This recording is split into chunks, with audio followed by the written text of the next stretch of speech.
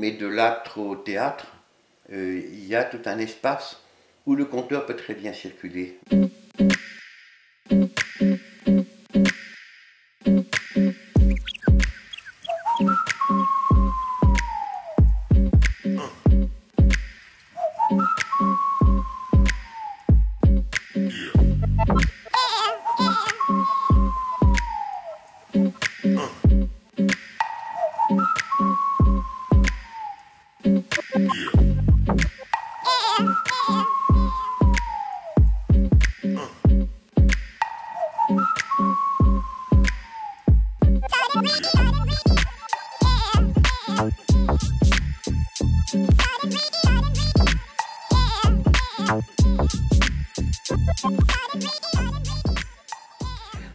Pour commencer, pour m'introduire un petit peu, je pense devoir dire je ne suis pas conteur.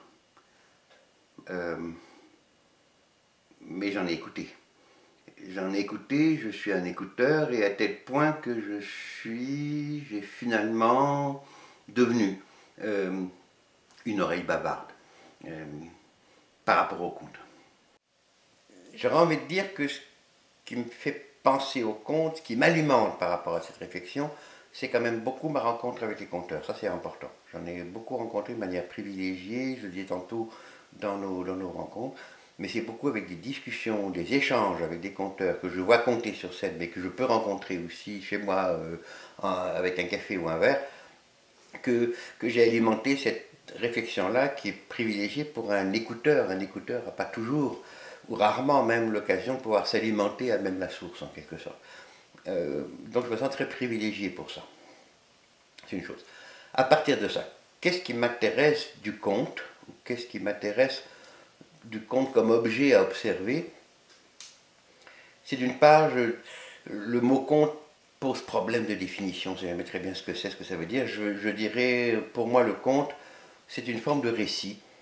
Donc j'ai une définition élargie. C'est pas que le conte de fées ou le conte merveilleux, mais ça peut être aussi l'épopée, la légende, le mythe et compagnie. La plupart des conteurs que je connais racontent ces différents niveaux de récits qui ne sont pas strictement, strict au sens où le conte, au sens où on l'entend en termes de définition stricte. Par contre, je m'intéresse aussi au conte que quand je l'entends dire, quand il m'est raconté. Donc je laisse tomber tout ce qui est à partie écrite. C'est pas mon champ. Alors large, le conte, ça peut prendre plusieurs formes, mythe, épopée, légende, etc. Récit de vie même, on va en parler éventuellement, mais en même temps, au moment où il est oralisé. Mon point de mire, c'est le moment où un conteur me raconte quelque chose. Et donc je définirai le conte comme étant une rencontre, celle d'un conteur, racontant à des gens venus l'écouter. C'est aussi large, aussi vaste, et que ça maintenant il faudrait préciser à l'intérieur de ça. Pas conteur, non, rien ne m'y amenait. J'étais étudiant, j'ai beaucoup travaillé, intéressé à l'image en fait. J'ai fait une licence puis une maîtrise en art visuel, en art plastique, qui m'a intéressé, ou je me suis intéressé plutôt, à quelque chose comme la bande dessinée. Au début des années 70, en art plastique, c'est très ringard, c'est très bizarre de vouloir raconter des histoires avec des images qui montrent des choses, alors qu'on est en plein dans la période de l'art conceptuel où tout est abstrait, abscon, incompréhensible, élitiste. Et je ne me reconnaissais pas là-dedans. J'avais envie, moi, qu'on me raconte des histoires, et donc envie de raconter. Et je pensais que l'image était une bonne manière de pouvoir raconter. Voilà pourquoi la bande dessinée m'a branché dans cette possibilité de raconter des histoires sans forcément passer par le monopole de la langue. Première chose. Donc voilà, une petite BD, ce petit gars qui rentre dans ce bois. J'aime bien la bande dessinée, j'aime pas qu'elle soit trop bavarde, donc il n'y a pas beaucoup de bulles, mais il y a une espèce de texte, comme une enluminure, comme plaqué. Il y a ce petit gars qui rentre dans cette forêt, mais ce qui m'embêtait dans les bandes dessinées, c'est qu'il y avait des cases, c'est comme une rupture de l'image. Donc j'ai voulu raconter une bande dessinée, donc mettre du temps, du mouvement, dans une image qui soit toujours la même. Donc ça commence comme ça. Le petit gars, il est rendu là, puis il voit une petite vieille bonne femme qui est dans le fond. mais ça permet en même temps, bien un arbre, tout ça, on peut faire un zoom, et puis hop, je tourne, et ça y est, le petit gars s'est rapproché, la bonne femme aussi. Cet arbre-là, lui, il n'a pas bougé. Tout en tout, il était devant, maintenant il est au même niveau. Mais c'est pas grave, voilà, c'est modulaire, c'est souple. Et, et les deux s'interpellent, le petit gars demande à la bonne femme si elle a un peu de lait, la bonne femme elle répond oui, à sa chaîne, à son bâton, etc. Mais on peut continuer, j'agrandis mon zoom, et ben, on est en premier plan, mais là maintenant il est derrière alors qu'il est à côté, et ça, ben, voilà, c'est la chevelure. C'est comme ça que j'ai raconté cette histoire, c'est l'image qui m'a dit tiens, un feuillage pourrait ressembler à une chevelure. Et donc j'ai continué. Et l'histoire se raconte. La bonne femme lui donne du lait, la chèvre, je ne sais pas où, sans doute en bas, hors cadre. Oh, mais ça se passe mal. Il y a quelque chose qui se passe. Il y a des hargues, il y a des hards, le bol se casse, le fagot devient tout d'un coup un balai, c'est mauvais signe. Il y a un corbeau qui apparaît dans ce tronche, le pauvre bonhomme, le gamin a disparu, et on retourne encore, il réapparaît, il est devenu chat. C'est toujours des histoires d'images. Le hargue est devenu miaou, la bonne femme elle est contente, en route le chat, la corneille est rendue là, le balai est toujours là. On peut finir l'histoire. La bonne femme s'en va avec son corbeau, c'est la compagne, la sorcière, et son chat. Elle continue. Et puis je pourrais recommencer l'histoire. La bonne femme en s'embarquant avec son chat, je suis en train de voir qu'il y a un petit gars qui rentre dans le bois. Et puis, ben, s'il rentre dans le bois, peut-être qu'on pourrait... et puis on recommence, puis voilà, puis on finit. Alors, simplement, ce qui était rigolo, c'est que c'est juste des formes de chevelure, de bois, de texture, de fagots qui deviennent balais, qui m'ont mené à raconter cette histoire. Et quand je la regarde maintenant, elle est tellement conventionnelle que l'histoire avait envie l'image avait envie de me raconter ça. Parce que je ne savais pas encore que le conte existait.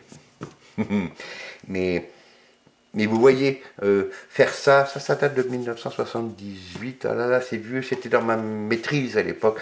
Le jour où j'ai rencontré le conte, j'avais l'impression que ça faisait quand même longtemps que je baignais dedans, moins par la parole que par les images, et plus ça va, plus je pense que l'image et la parole ont beaucoup de choses à s'échanger. Elles se ressemblent tellement quand il s'agit de raconter.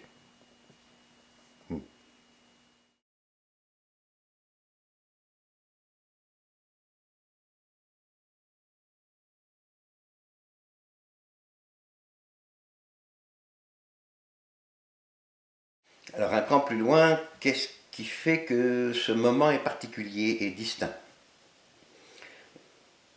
J'y vois une rencontre, j'y vois le moment, la présence, qui pour moi est un mot extrêmement important par rapport au conte.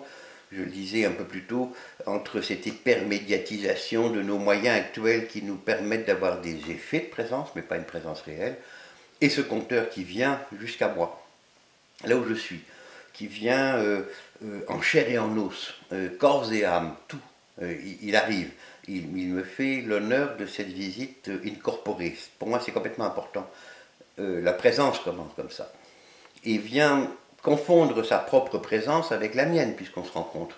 J'irai jusqu'à dire que j'emploierais comme Sartre. Sartre le disait, la coprésence. On pourrait dire, mais la présence est toujours co. Mais non, s'il insiste, c'est que parfois on peut avoir des présences parallèles, des présences qui ne se rencontrent pas. Celle-ci, elle se rencontre, c'est, je crois, fondamentalement ce que je retiens du conte, ce qui me fait un plaisir et un bonheur particulier par rapport à d'autres formes, que ce soit le cinéma, le théâtre ou d'autres choses. Le conte a cette particularité de me mettre en présence avec quelqu'un, on partage une même présence, et ce quelqu'un, en plus, a cette magie de mettre entre nous, moi qui l'écoute et lui qui le dit, un récit qu'il va rencontrer ici et maintenant, chez moi, ou là où je suis. Mais ce récit peut venir de très loin. Ça peut être Sherazade, ça peut venir des Mille et une nuits ou de plus longtemps. Il a cette magie de me faire rentrer chez moi ce récit-là. Chose qui pour moi déjà le distingue du théâtre. Le théâtre a cet autre dispositif, cette autre magie de m'emmener, moi qui suis assis sur ma chaise rouge ou mon siège en velours d'une salle, qui me fait rentrer dans la magie d'une scène avec décors, accessoires et costumes, etc., et personnages, qui va m'emmener là où là où le récit a lieu. Je prends juste un exemple. Au théâtre, si je regarde la scène de Roméo et Juliette, je suis à Vérone au XVIe siècle, même si je regarde ça du fond d'une salle à Sherbrooke. Un conteur va me raconter ce qui s'est passé à Vérone au XVIe siècle, mais il le raconte chez moi, là où je suis. C'est dans l'autre sens que ça se passe.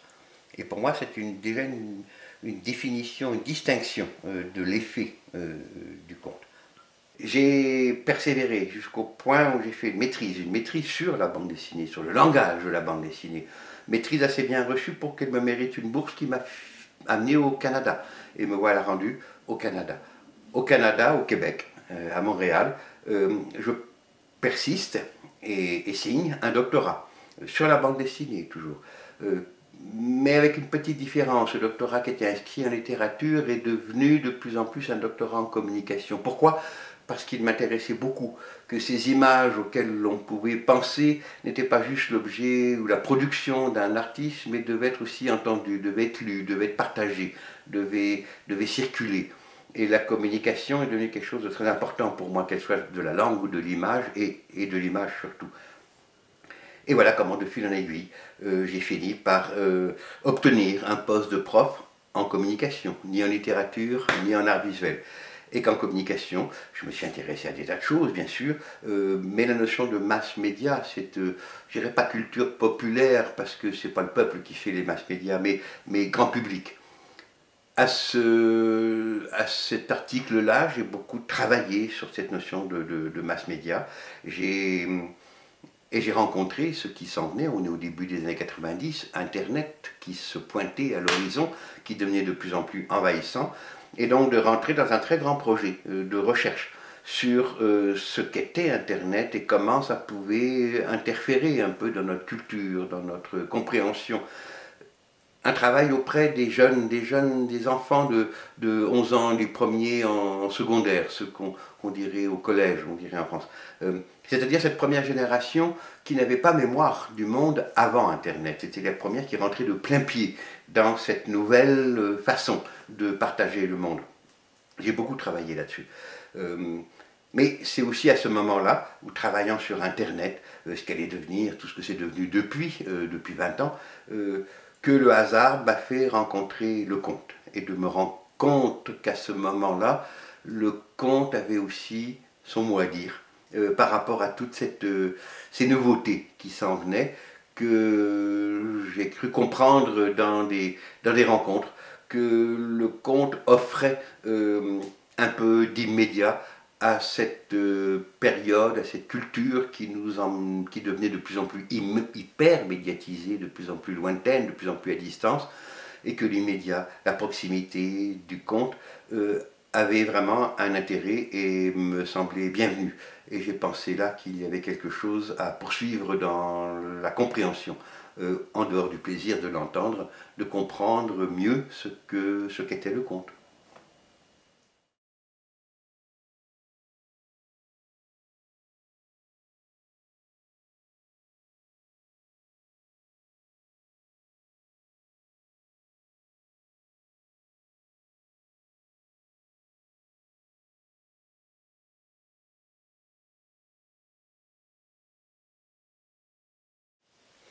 Si j'essaye de me concentrer un petit peu, il y a ce moment de présence, j'essaie de voir de quoi il est constitué. Je crois qu'il est constitué de deux choses, de deux mots. Celui d'un récit, oui, ça c'est sûr, et celui, au début je disais de la parole, je me suis amendé par rapport à ça. J'aimerais dire maintenant celui du corps de la parole, dans la mesure où le corps du conteur est largement aussi important que sa parole, et que même sa parole appartient à ce corps. C'est un des organes, un des membres. Donc j'aime bien parler du corps de la parole, mais je serais prêt à citer aussi ce mot qu'utilise très justement Bruno de la Salle quand il parle de corporalité. Euh, J'adore ce mot parce qu'il a l'air un peu savant, mais moi je l'entends en deux. Il y a le corps et l'oralité, fondus dans un même moment. Donc cette corporalité, corps et oralité, vont fonder cette présence, c'est elle qui va m'apporter ce récit, et ça je crois c'est très particulier au conte. J'évoquais tantôt, j'avais travaillé sur la bande dessinée, que j'avais tenté de trouver une espèce de, pas de lieu commun, peut-être de commun déterminateur entre toutes ces diversités que la bande dessinée pouvait présenter à l'époque, pour tenter d'aider, mais fondamentalement, sur quoi elle repose, cette bande dessinée. Donc, de trouver comme une espèce de formule, une espèce d'équation. Je suis un peu prétentieux, mais je dirais comme Einstein a pu dire E égale mc2, parlant de la relativité. Qu'est-ce que ça veut dire E égale mc2? C'est très compliqué, moi-même je ne pourrais pas l'expliquer. Je dirais, comme j'ai pu dire de la bande dessinée, qu'elle était dans un contexte mass médiatique, un récit porté par de l'image et du texte. Je pourrais dire du conte, le conte est œuvre de présence portée par le récit et le corps de la parole. C'est bien beau tout ça, mais qu'est-ce que ça veut dire? À partir de ça, j'ai envie de mieux définir, de mieux comprendre qu'est-ce que veut dire présence, qu'est-ce que veut dire corps de la parole, qu'est-ce que veut dire récit. Parce que c'est pas n'importe quoi, on pourrait dire à partir de cette définition, il y a plein de choses qui correspondent à ça, alors que je pense que cette équation me permet de donner quelques termes clés qui, moi, me permettent de me repérer, mais c'est pas suffisant. Regardez donc derrière chacun de ces termes, qu'est-ce qui les distingue, en quoi cette équation est-elle particulière, en quoi résulte-t-elle d'une forme d'inconnu, on dirait en algèbre. Ce qui n'est pas simple, et je n'ai pas complètement fini de comprendre moi-même cette propre équation. Du côté présence, j'irai assez vite parce qu'on pourrait passer quelques millénaires à en parler, ça fait longtemps qu'on parle du réel, de la présence, etc. Les philosophes grecs se sont arrachés les dents, et moi les miennes, pour tenter de décrire ça. J'essaierai de dire si on arrive à partager un ici et maintenant. J'aime bien le mot maintenant. Le mot maintenant, c'est ce moment où on peut se tenir la main. C'est ça que veut dire maintenant. Et qu'on est assez proche physiquement, corporellement, pour que si l'un et l'autre tendent la main, ils peuvent se la serrer, se la tenir. Il faut que les deux le veuillent. Si un seul tend la main et l'autre ne le fait pas, on ne partage pas le même maintenant. C'est un accord, c'est un pacte. Le conte repose sur un acte de présence, un cran de plus. Je mettrai un petit P à acte. Le conte repose sur un pacte de présence. Il faut que les deux, celui qui est venu écouter et celui qui raconte, soient d'accord pour partager ce moment-là. C'est important. Ou alors on passe à côté, on glisse, on est en regard parallèle, un peu comme quand on regarde la télévision. On est l'un à côté de l'autre, mais on ne se regarde pas, on regarde l'écran. Ce n'est pas le rapport par rapport au conteur ou au conte.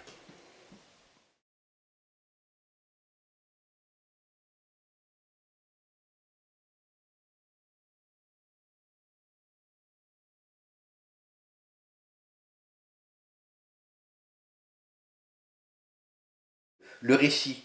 Le récit, c'est pas n'importe quel récit. Tous les récits ne sont pas en mesure d'être dits. Il y a des récits qu'on peut lire, le roman en a fait beaucoup, ou qu'on peut voir, le cinéma, le théâtre. Un récit qu'on dit, qu'on raconte par l'objet de la parole et repose, je pense, sur un certain nombre de règles. Il y a des règles de surface. Pour que quelque chose soit audible, qu'il soit audible, donc compréhensible par celui qui l'entend. On ne peut pas faire des phrases d'un kilomètre de long parce que la mémoire auditive est beaucoup plus courte, beaucoup plus précise, mais beaucoup plus courte que la mémoire visuelle, celle du lecteur. Et si jamais j'ai perdu le début de la phrase, je peux revenir à la page d'avant. Mais là, le conteur dit son texte dans le temps, il ne va pas revenir en arrière. Donc, juste ce texte déjà que je dois entendre n'est pas celui que je saurais lire. C'est pour moi deux choses différentes. On est en surface. Mais Homère l'avait bien compris.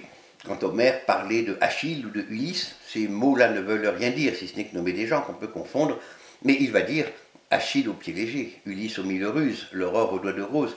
Il va mettre des images. Qui fait que Ulysse, je ne sais plus très bien qui c'est, mais si c'est Ulysse aux mille ruses, je vois très bien de qui on parle. Donc il y a des trucs, je dirais, de surface qui vont permettre au conteur de me dire quelque chose que je saurais entendre. Pour aller plus vite, il me semble que le récit, j'aimerais l'appeler, je suis en train, à titre de travail, je ne propose pas plus que ça, j'aimerais tenter de comprendre ce que serait un récit de geste, comme on pouvait parler des chansons de geste. Et je parle de récit de geste parce que, il serait tout à fait du même ordre que des chansons de geste. Ces premières chansons qu'on a commencé à écrire, mais qui venaient d'une oralité directe. On est au XIIe siècle à ce moment-là. Récit de geste serait plus large que la chanson, mais c'est le mot geste qui m'intéresse. Geste dans le sens féminin, une geste, qui est de raconter des choses qui méritent de l'être. C'est au fait, une geste, c'est un ensemble d'actions et non pas de réflexions. Un ensemble d'actions qui méritent d'être racontées. Un ensemble d'actions qui, telles qu'elles vont être dites, seront mémorables. Mémorables dans les deux sens.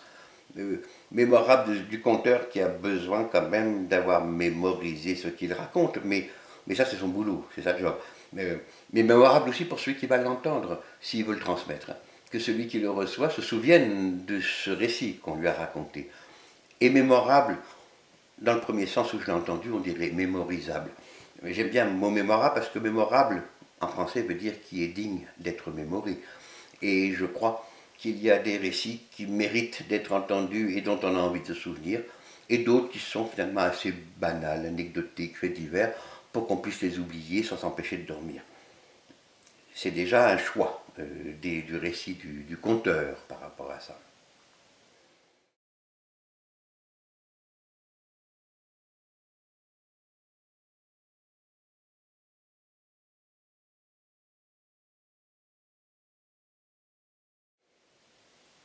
On pourrait dire beaucoup de choses encore sur le récit. Quel serait le récit comptable? Qu'est-ce qui mérite d'être compté? Qu'est-ce qui peut être compté? Et qu'est-ce qui ne l'est pas? Je ferai allusion peut-être à cette remarque de Marco Barré qui en parle beaucoup, cette qualité du récit et du moment où il est dit, auquel il tient, et le fait que ce récit nous attache d'une manière analogique, dit-il, et non pas informative. C'est-à-dire qu'on soit concerné par ce qui est raconté, plutôt qu'être purement informé, scientifiquement informé de quelque chose. J'ai envie de dire qu'un récit conté m'intéresse parce qu'il m'implique. Un récit qui m'explique le monde m'intéresse moins. Je sais que je ne vais pas m'en souvenir, ou je pourrais trouver une autre explication. Le roman qui est venu sans doute de cette idée de raconter des choses, mais qui est passé par l'écriture, a beaucoup divergé, s'est beaucoup orienté vers la notion d'explication, l'explication psychologique. Pourquoi il dit ceci? Pourquoi il fait cela? Le conteur et le récit qu'il raconte ne met pas beaucoup de pourquoi normalement. Il dit ce qui se passe, il dit ce qui s'est passé, sans avoir à expliquer pourquoi ça s'est passé. Le fait que ça soit passé suffit. Et devrait suffire. C'est une autonomie dans les actions que le conteur raconte qui fait que je vais rester dans cette tension, dans cette attention de l'action et non pas du commentaire quelque part qui peut être fait un peu en retrait de ce qui se dit. Je crois que ça fait partie de l'esthétique, de la construction du récit qui peut être à raconter, justement.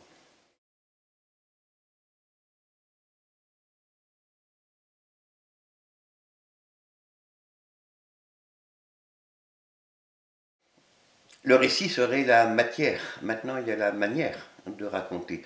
Et la manière, les outils dont dispose le conteur pour s'exprimer, c'est d'abord et avant tout, je crois, son corps, puisqu'il nous fait l'hommage et l'honneur d'apporter son corps, de venir jusqu'à nous pour raconter, et que je crois que toute l'expression du conteur passe complètement par ce corps, incluant la parole, cet élément qui sort de sa bouche, qui emploie le langage, la langue, qui est très sophistiquée. Mais la gestuelle du conteur, le port de ce corps, peut raconter beaucoup aussi. Fondamentalement, pour moi, ceci me suffirait. Que le conteur soit lui-même venu me raconter quelque chose. Je suis très soucieux de la manière dont les conteurs sont habillés, par exemple. Je sens qu'il y a des conteurs qui sont déguisés. Et là, ils deviennent déjà comédiens. Ils se sont déguisés en conteurs. Ils ont pris des trucs. Moi, j'aime beaucoup le conteur qui est à sa guise, qui est lui-même, et qui est venu, il ou elle, bien sûr, qui est venu me raconter dans l'urgence ce qu'il avait à me raconter. La gestuelle elle-même, il n'est pas en train de jouer ce qu'il est en train de me dire, il est en train de l'animer dans l'urgence de ce qu'il a à me dire. Et toute sa gestuelle serait celle d'une gestuelle relativement banale. Ces gestes qui ne sont pas là pour imiter ou pour montrer, mais qui sont là pour appuyer ce que la langue est en train de dire, ou parfois pour précéder ce que la langue est en train de dire.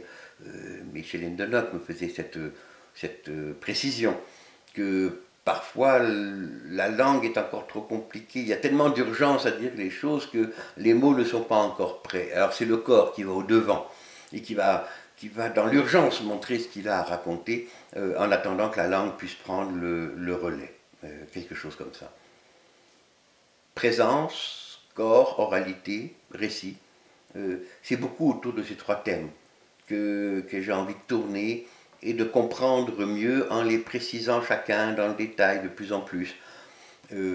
Ce qu'ils sont, comment on peut s'en servir, parce que le récit n'appartient pas au conte, il y a des tas d'autres formes qui sont narratives. Le corps n'appartient pas au conte, il y a des tas d'art où le corps est en présence, la danse, le théâtre, la performance, etc. La parole non plus.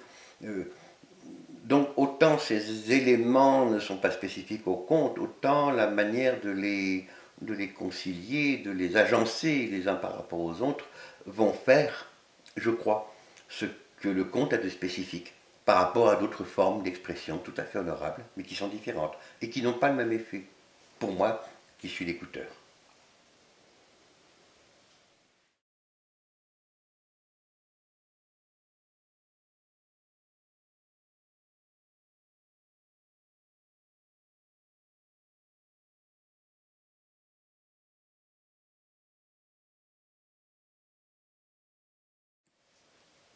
Je ne suis pas conteur, je l'ai déjà dit, je ne suis pas forcément un spécialiste, je l'ai dit aussi, mais je suis un écouteur.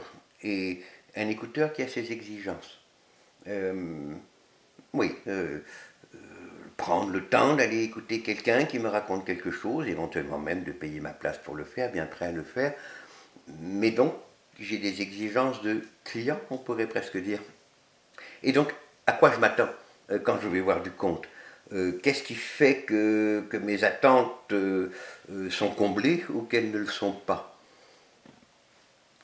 Je me rends compte depuis ces dernières années qu'une chose qui m'importe, c'est d'entendre des gens qui me racontent des contes, toujours dans le sens large où j'ai entendu, que ce soit des épopées, des légendes, des mythes, etc., mais de retrouver ce contact, ce que j'ai appelé présence, dont j'ai besoin parce que je pense qu'il est différent et c'est celui que je vais rechercher. Parfois, il n'arrive pas, ce contact, ou différemment, il est comme éloigné, il est comme derrière un mur, pas forcément le quatrième, mais il est plus loin.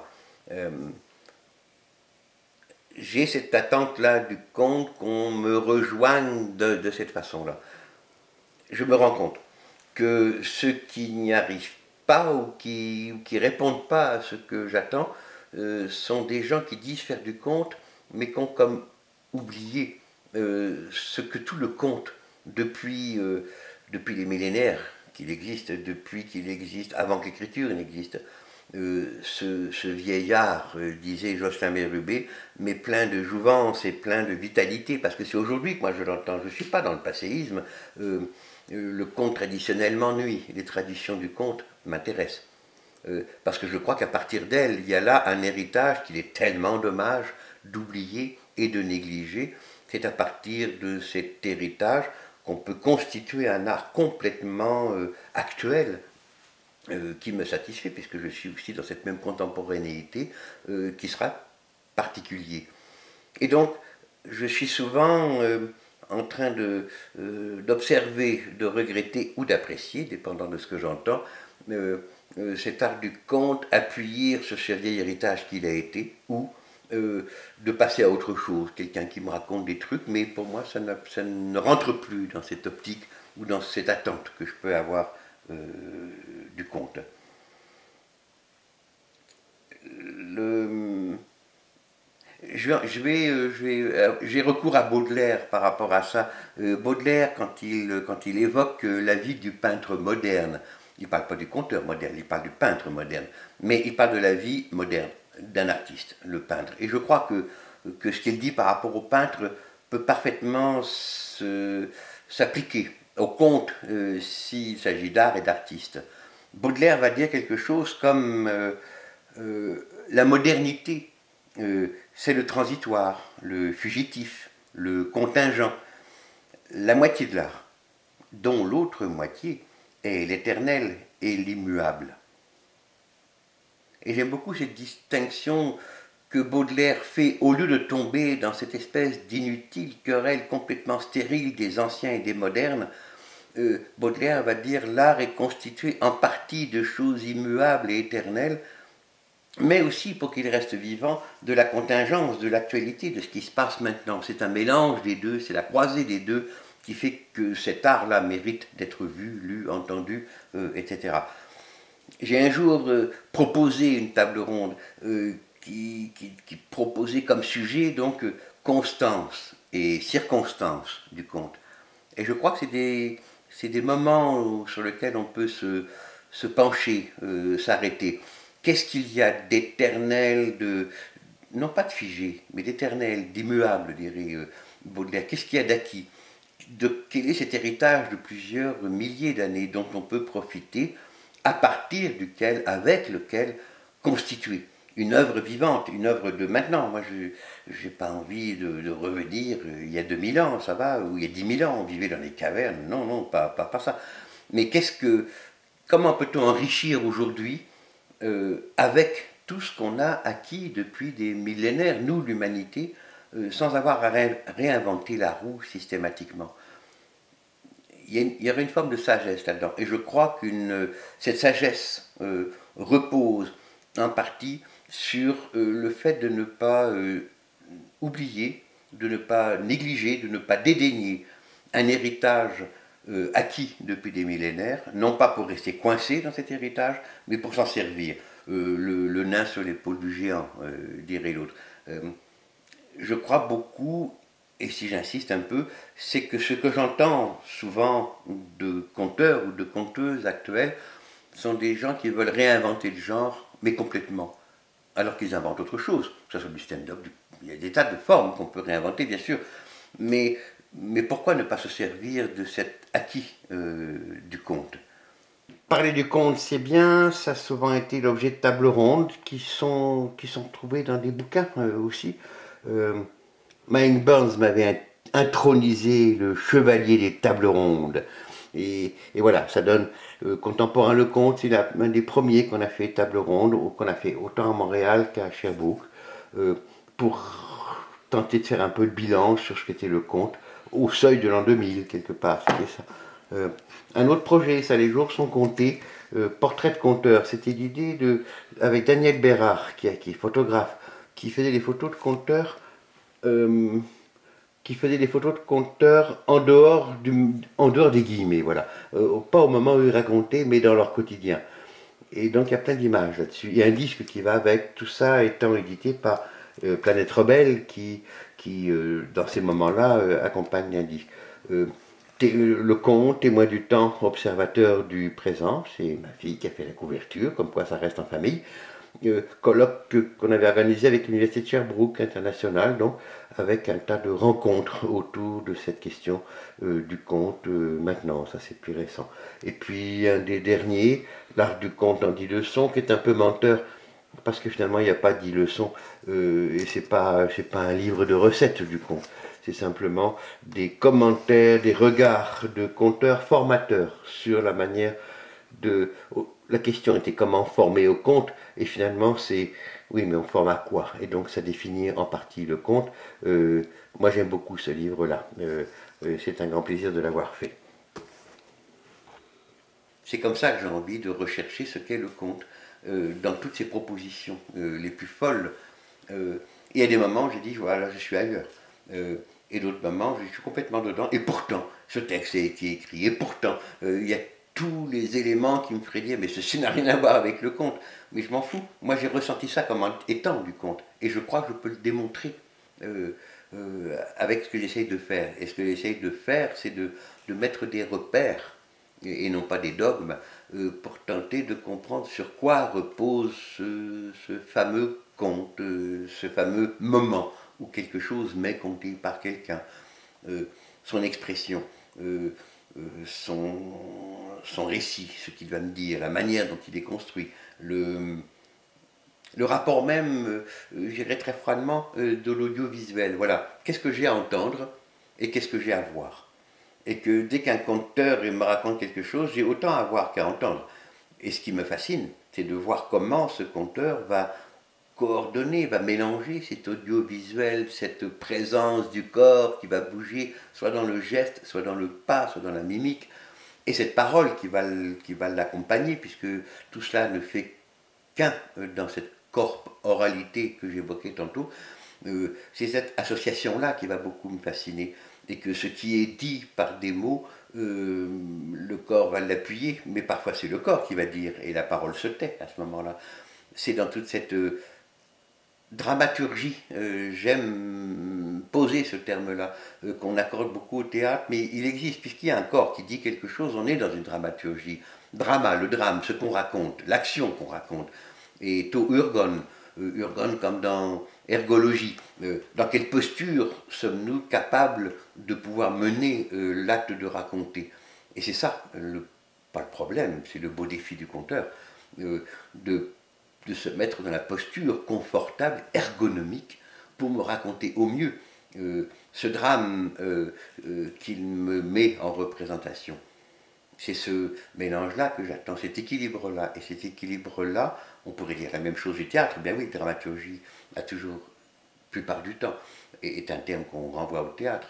Non, il y a une dramaturgie du conte qui va renvoyer aux mêmes éléments, mais qui ne seront pas formulés de la même façon, dont le dispositif ne sera pas le même, et surtout dont l'effet, pour moi, ne sera pas le même.